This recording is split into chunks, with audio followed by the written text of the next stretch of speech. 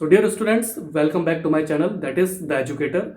Today we are going to continue the same topic that we will discuss about articles in our English language, that we will discuss about usage of a and usage of an article today in our English language class. So let's start our general English speaking part 19. So dear students, let's start our journal English speaking part 19, in which we are going to continue the same topic that we will discuss about articles and we will study about usage of a. So let's see.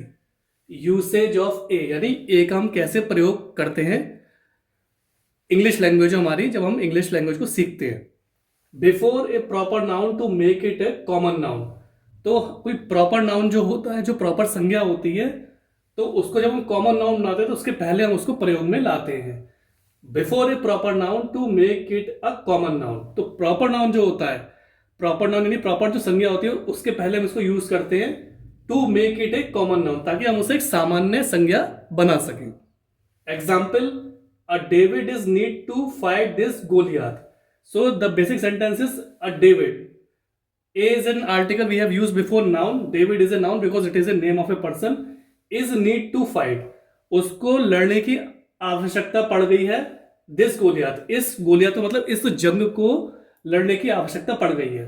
A David is need. David को जरूरत पड़ी है इस Goliath को लड़ने के लिए. ठीक है.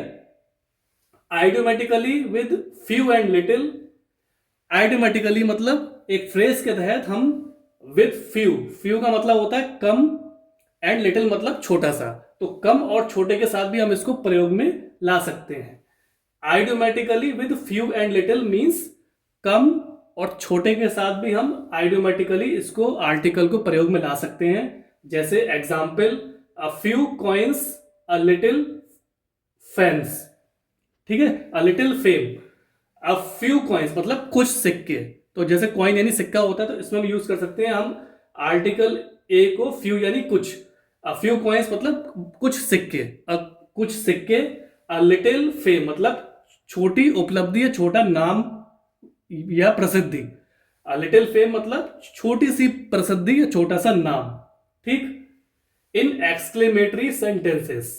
एक्सक्लेमेटरी मतलब जहां पे हमें थोड़ी सी हैरानी होती है, विस्मय होता है, हम चकित हो जाते हैं, हम सरप्राइज हो जाते हैं, तो उन सेंटेंसेस में भी हम आर्टिकल ए को प्रयोग में लाते हैं. इन एक्सक्लेमेटरी सेंटेंसेस मींस जहां पे हम आश्चर्यचकित होते हैं, विस्मय होते हैं, हैरान होते हैं, सरप्राइज होते हैं. ठीक है. एग्जाम्पल, व्हाट अ पिटी और व्हाट ए ग्रैंड प्रोसेशन. तो इसमें हम कह सकते हैं व्हाट अ पिटी और व्हाट ए ग्रैंड प्रोसेशन. कितना शर्म की बात है, कितने दया की बात है.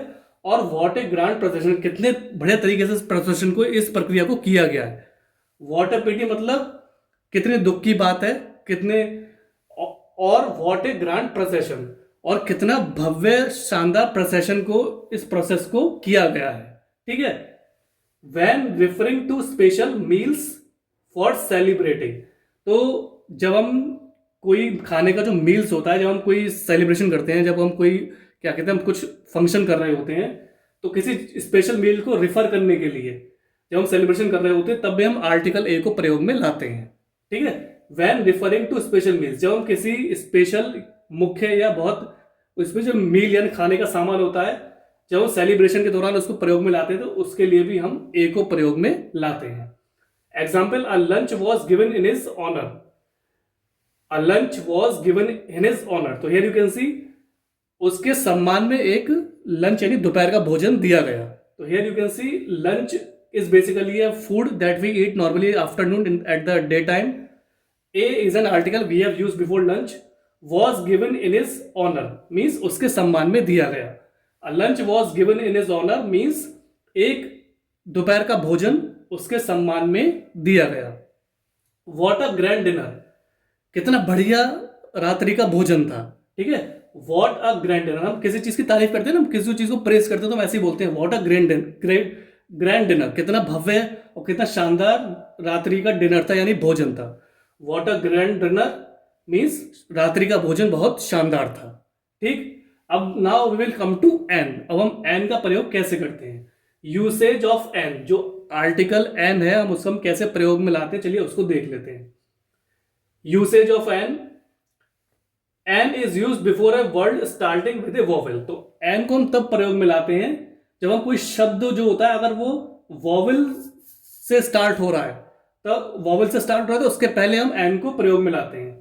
N is use before a word, an ऐसे शब्द के पहले प्रयोग में लाया जाता है स्टार्टिंग विद ए वॉवेल, जो वॉवेल से शुरू हो रहा हो। ठीक। The article a is use before words beginning with a consonant sound. तो जो आपका आर्टिकल ए होता है वो बेसिकली प्रयोग में लाया जाता है ऐसे शब्द से पहले जो शुरू होते हैं कॉन्सोनेंट साउंड के साथ, है ना। कॉन्सोनेंट की जो ध्वनि होती है, जो साउंड होती है, तो उसके साथ जब यूज होते हैं तो हम आर्टिकल ए को प्रयोग में लाते हैं। The article a is use before words, article a को हम उस शब्दों के पहले प्रयोग में लाते हैं जो स्टार्ट हो रहे होते हैं कॉन्सोनेंट साउंड के साथ। जो कॉन्सोनेंट की जो ध्वनि होती है उसके साथ अगर उनकी शुरुआत हो रही होती है तब हम उसको आर्टिकल ए को प्रयोग में लाते हैं। एग्जाम्पल, एनी एन को हम एन को प्रयोग में लाते हैं। ठीक है। Example, an ass, an orange, an egg, an interesting idea, an omelette, an umbrella. So here you can see ass यानी गधा, तो हम गधे को ए एस नहीं बोलेंगे, हम बोलेंगे एन एस। एन एस यानी एक गधा, एन ऑरेंज यानी ऑरेंज मतलब संतरा, एक खाने का एक फल। एन ऑरेंज मीन्स एक संतरा। एन एग यानी अंडा, ए एग नहीं बोलेंगे, हम बोलेंगे एन एग यानी एक अंडा। एन इंटरेस्टिंग आइडिया, हम उसको अनइंटरेस्टिंग आइडिया नहीं बोलेंगे, we will say an interesting idea, मतलब एक बहुत ही रुचिकर विचार, एक बहुत रुचिकर इंटरेस्ट लेने लायक विचार जो हमारे मन में आ गया। ठीक। एन ऑमलेट, ऑमलेट एक खाने का जो अंडे से बनाया जाता है, ऑमलेट खाने का सामान, तो उसके लिए हम ए ऑमलेट नहीं बोलेंगे, इसके लिए हम बोलेंगे एन ऑमलेट। ठीक है, एक आमलेट। ठीक। एन अम्ब्रेला यानी छतरी, एक छतरी। अम्ब्रेला क्या होता है? छाता यानी छतरी, जो हमें बारिश में और धूप में हमें हमारी स्किन को बचाने में सहायक होती है। तो एन अम्ब्रेला हो गया यानी एक छतरी। So here you can see the article an is used before words beginning with a consonant sound. ठीक है, इसमें एन लगाना मैं भूल गया। An is used before a word starting with a vowel. तो जो मैंने आपको डेफिनेशन में समझा दिया, ये आपके एग्जाम्पल्स हो गए। So friends, students, this was the General English Speaking Part 19 in which I tried to explain you about usage of A with definition and examples, and also usage of N with definition and example. We are going to continue articles tomorrow also in next class also. So kindly practice this topic in your spare time. Try to talk with your friends, relative, neighbors, etc. And ultimately what will happen, with the passage of time, your confidence will boost up, your personality will groom, and ultimately you will become a perfect and fluent English speaker in front of another person. So thanks for a valuable and precious time. Have a nice day.